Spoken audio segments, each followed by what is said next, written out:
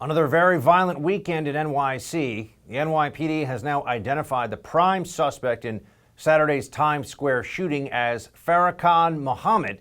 They say he opened fire on his brother after an argument and wounded 3 people in the process, including a 4-year-old girl who was rushed through the busy streets to an ambulance by a heroic female police officer. You see some of the footage of the immediate aftermath right there, including the woman running with the child. 4-year-old child shot.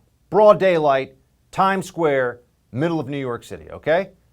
Is New York finally seeing the reality in front of our face that's playing out all across the country in similar cities? When you look at the crime databases, when you look at homicides and murders, there's a very clear trend here. Let's look into these statistics a little bit. Here with reaction, we have the president of the Crime Prevention Research Center, John Lott. John, always good to see you. Great to talk to you again, Buck.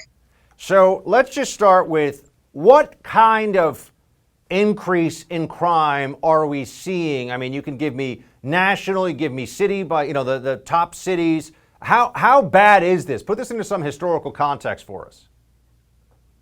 Well, we don't have all the crime data yet in from the FBI, but it's pretty clear that there are record increases in homicide and murder that occurred last year.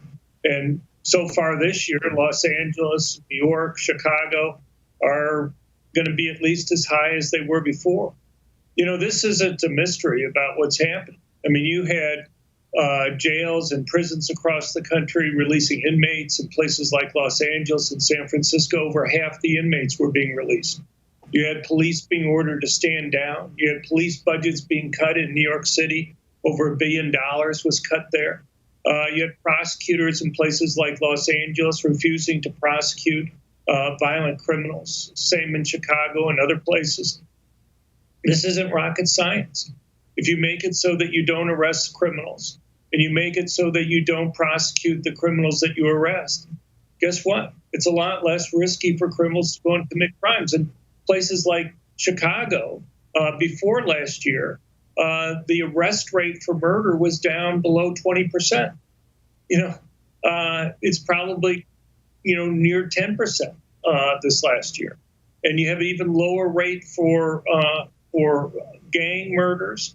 And of course, not all those people who are arrested end up being convicted.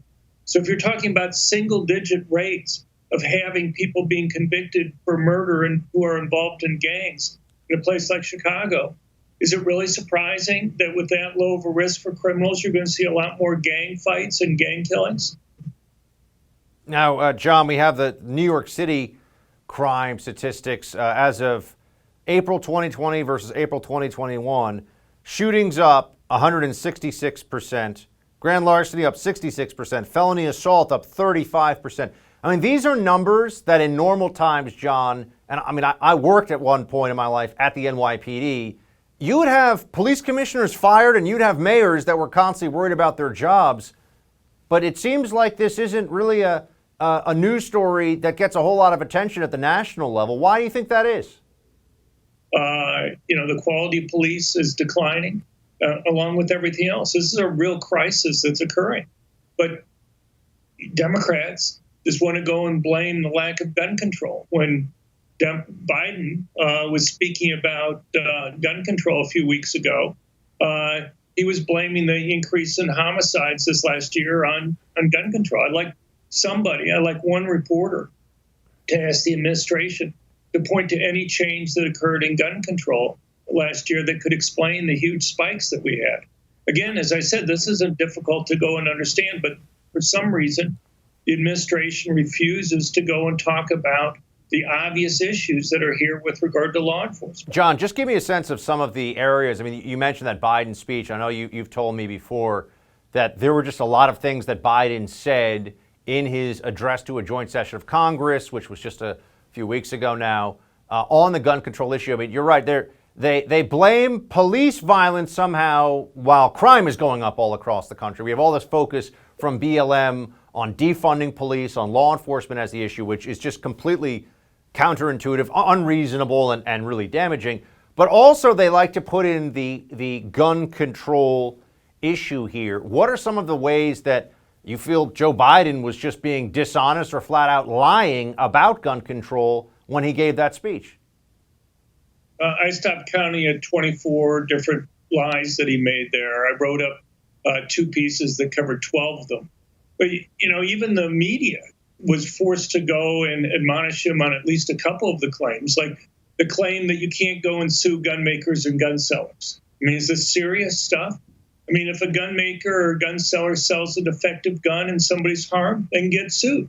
If a gun maker or gun seller sells a gun without going through the proper background checks or breaking the law, they can get sued. What they want to try to do is completely change the type of litigation that occurs, the type of liability. They want to make gun makers and gun sellers liable for any harm that occurs from the gun. Could you imagine applying that to cars? I mean, there are 4.5 million people each year who require medical attention because of car accidents. Should all those people sue for pain and suffering, for lost wages, for medical care?